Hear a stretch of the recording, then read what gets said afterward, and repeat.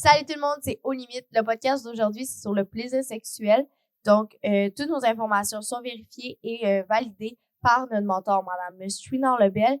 Et puis, toutes nos informations proviennent de sites comme Tel Jeune, Jeunesse J'écoute. Donc, ma première question aujourd'hui, ça va être pour toi, Adam. Comment savoir ce qu'on aime en termes de sexualité? Il y a plusieurs façons. Il y en a une principale, dans le fond. C'est vraiment d'explorer. Explorer ce que tu aimes, explorer ce que tu veux. Vraiment explorer puis essayer de nouvelles affaires. Mais en même temps, respecte tes limites. Puis c'est comme ça aussi que tu vas apprendre à connaître tes limites en explorant. Puis si t'es pas à l'aise de faire certaines choses, fais-le pas. Mais vraiment explore et essaie de nouvelles choses. Puis il faut qu'on écoute notre corps puis nos envies, puis c'est ça qui va guider, je pense.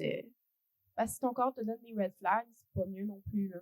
Ouais, faut vraiment que, qu'est-ce qu'Adam a dit, c'était vraiment la meilleure définition. Puis, tu sais, c'est quoi le plaisir, en fait? Parce que, oui, on sait qu'il y a du plaisir, mais c'est quoi le plaisir, surtout sexuel? Ben, le plaisir, c'est une stimulation du désir sexuel avant, pendant une activité sexuelle, dans le fond. Puis, ça active les hormones, les hormones, l'ocytocine, la dopamine, puis l'estrogène. Ouais, toutes ces hormones-là. Puis, le corps va réagir à ce désir sexuel-là. Puis, ça va créer une érection chez les personnes avec un pénis, puis une lubrification vaginale chez les personnes avec un vagin. Puis, je vais mettre quelque chose au clair, c'est une pénétration n'égale pas le plaisir, puis le plaisir n'égale pas non plus l'orgasme. Ouais. C'est pas parce que tu fais ces deux pratiques-là que tu vas avoir du plaisir instantanément, là. Ouais, puis c'est ça. Puis il y a d'autres façons d'avoir une relation sexuelle que par la pénétration. Fait que, tu sais, ça peut être juste la stimulation des sens, la masturbation, le sexe oral, les touchers, les frottements. Juste ça, ça peut mener à une excitation qui peut être quand même relative. Puis ça peut être autant banal que juste s'embrasser, un baiser peut stimuler. Se faire aussi, un massage, plein de pratiques comme ça qu'on n'associe pas tout le temps à une relation sexuelle, mais qui stimulent vraiment ton désir sexuel pareil. Puis, tu sais, on sait que, mettons, il y a des facteurs, il y a des choses qui peuvent influencer. Est-ce que vous pouvez m'en dire quelques-unes?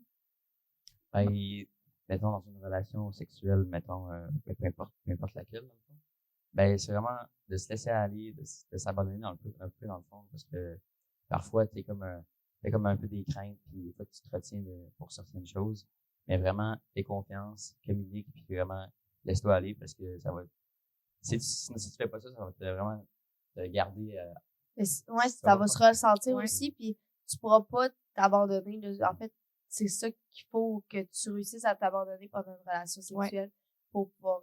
Parce que c'est important d'avoir une confiance en soi puis une confiance à son partenaire. Parce que si t'as pas confiance en ton partenaire, tu seras pas capable de te laisser aller. Si t'as pas confiance en toi, que t'es tout le temps là à te poser plein de questions comme t'auras pas de plaisir, justement. Puis le respect puis le consentement aussi. Je veux dire, si ça a pas été... Les bases ont pas été mises avant une relation sexuelle, ben il y aura comme pas de plaisir. Tu sais, la communication pendant une relation sexuelle, ça aide vraiment à savoir ce que ton partenaire aime, pour bien cibler tes limites puis les limites de ton partenaire aussi. Fait que je pense que la communication peut amener beaucoup là, en termes avec le plaisir. Ouais. Puis on va mettre, il y a de quoi aussi qui est pas souvent dit, là, qui est plus un peu tabou, là, l'utilisation du condom. Genre on dit souvent mais ça gâche le mood, genre j'aime pas ça porter un condom, genre j'ai moins de sensations. Ben ça l'est un peu là.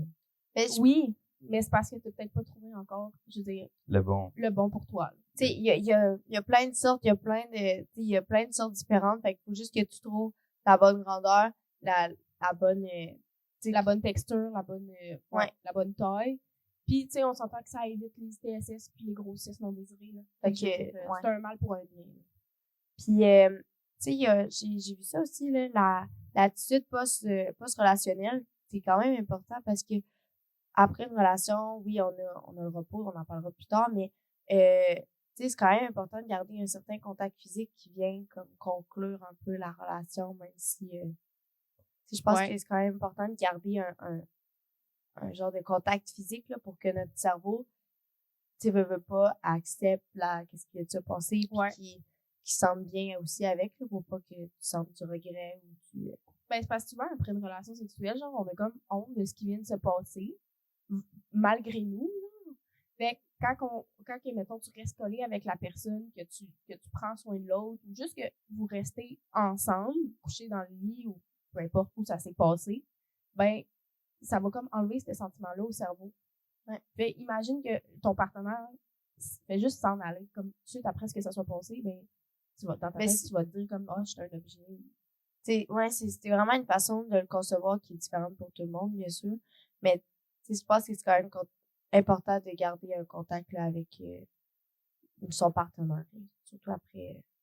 Puis, je vais juste définir c'est quoi un orgasme pour la suite de la vidéo. Ben, un orgasme, c'est la montée la plus importante du plaisir sexuel. Puis, une fois que c'est atteint, ça entraîne une succession de contractions musculaires rapprochées et rythmées, ce qui crée l'orgasme. Que je sais que c'est quand même une explication scientifique, sauf que l'orgasme, c'est une réaction qui est différente pour tout le monde. Puis, dans un sens, tous les corps réagissent différemment. Fait que, c'est ça. Puis, avec l'orgasme, dans une relation sexuelle, on a comme 4 phases. 4 phases plus marquées, bien sûr. Fait qu'on a l'excitation, le plateau, l'orgasme, puis la résolution. Est-ce que vous pouvez m'expliquer un petit peu plus c'est quoi? Le plateau. OK. Premièrement, l'excitation. L'excitation, en fond, c'est un peu la montée du plaisir sexuel.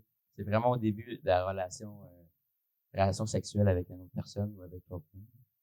Puis, dans le fond, c'est ça. C'est juste avant le plateau. Puis le plateau, en fait, c'est la partie la plus longue. C'est la partie vraiment qui va monter d'excitation durant pas mal toute la relation. Que ça va être quasiment stable. du début jusqu'à la fin. Ouais. Puis après, ben vraiment, vers la fin de la relation, normalement, ça va être l'orgasme. Puis après ça, après l'orgasme, tu vas avoir la résolution. La résolution, dans le fond, vraiment, c'est Mais la dopamine est sécrétée, là. Ouais, c'est ça. Fait que la résolution, c'est ça. Ben, dans le fond, c'est quand la dopamine est sécrétée, puis tu es vraiment en mode détente. Ouais, ben c'est quand ton corps revient à la normale. Ouais. Il revient à son état normal.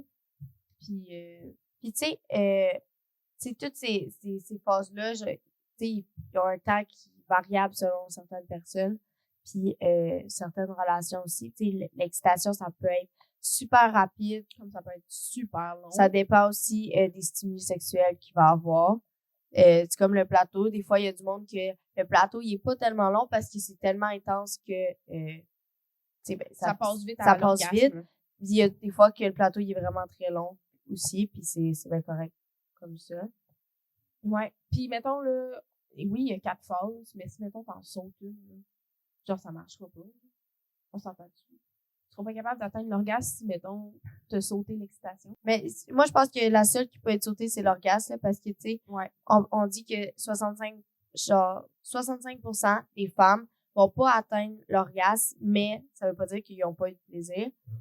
Puis chez l'homme, c'est 86% des hommes qui atteignent l'éjaculation avec une relation, mais ça veut pas dire non plus qu'ils ont eu l'orgasme. Fait que dans les deux cas, tu sais, dans les 4 phases, la seule phase que tu peux skip dans un sens, c'est l'orgasme. Ouais. Ben oui, c'est vraiment tu sais, c'est pas ça veut pas dire que la relation sexuelle était pas satisfaisante. Là. C'est ça, il y a eu du plaisir quand même, sinon il n'aurait pas eu ouais. Fait que ouais. Je pense que c'est pas mal ça qui conclut. Si vous avez des questions à propos de quelque chose qu'on a dit pendant le balado, juste à nous écrire sur notre compte Instagram, puis on va vous répondre. Puis, juste pour être sûr, là, le plaisir, ça se vit différemment pour tout le monde. L'important, ben, c'est vraiment d'écouter son corps, comme on l'a dit, puis ses besoins aussi. Puis tout rapport sexuel doit être fait dans le respect puis le consentement, avec une protection adéquate pour éviter des accidents ou des accidents qui peuvent influencer négativement le plaisir en fait, parce que puis c'est ça, une relation sexuelle, faut se rappeler, ça devrait tout le temps être un moment plus positif que négatif, puis c'est la communication qui permet de valider le plaisir. Donc on vous dit au revoir puis à la prochaine. Merci, bye.